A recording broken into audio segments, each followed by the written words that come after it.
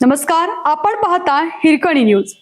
Hirkani news प्रत्येक क्षण ताज्या घडामोडी आणि महत्त्वाच्या प्रत्येक बातमीसाठी नेहमी तत्पर.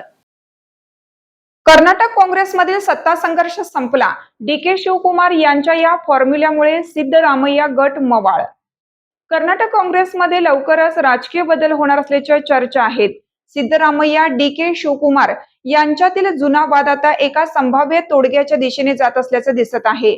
मुख्यमंत्री सिद्धरामय्या यांना राज्यसभेची जागा आणि एक महत्त्वाचे राष्ट्रीय पद दिले जाणार आहे, तर त्यांचे पुत्र डॉक्टर यतेंद्र सिद्धरामय्या यांना नव्या सरकारमध्ये कॅबिनेट मंत्रीपद दिलं जाऊ शकतं. मिळालेल्या माहितीनुसार मंगळवारी दिल्लीत काँग्रेस हायकमांडच्या मॅरेथॉन बैठकीत हा फॉर्म्युला निश्चित करण्यात आला. या बैठकीत काँग्रेस अध्यक्ष मल्लिकार्जुन खरगे, खासदार राहुल गांधी, कर्नाटकचे उपमुख्यमंत्री डी.के. शिवकुमार, काँग्रेस सरचिटणीस के.सी. वेणुगोपाल आणि कर्नाटकचे प्रभारी रणदीप सुरजेवाला यांनी कर्नाटकातील सध्याच्या राजकीय संघर्षावर जवळपास 7 तास चर्चा केली. काँग्रेस नेत्यांनी नेतृत्व बदलाच्या कोणत्याही चर्चेचे जाहीरपणे खंडन केलं असलं तरी सुरू असलेल्या राजकीय डावपेचांमुळे सिद्धरामय्या मुख्यमंत्रीपदाचा राजीनामा देऊ शकतात, या चर्चा पक्षात सुरू आहेत.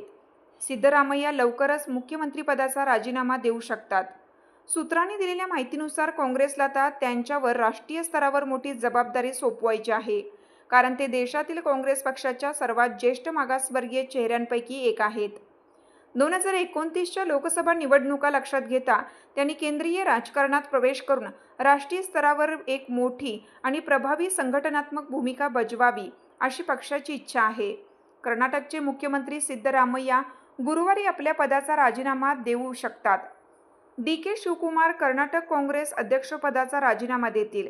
अनुसूचित जमाती समुदायाचे असलेले सतीश जारकीहोळी त्यांची जागा पक्षाध्यक्ष म्हणून घेण्याची शक्यता आहे.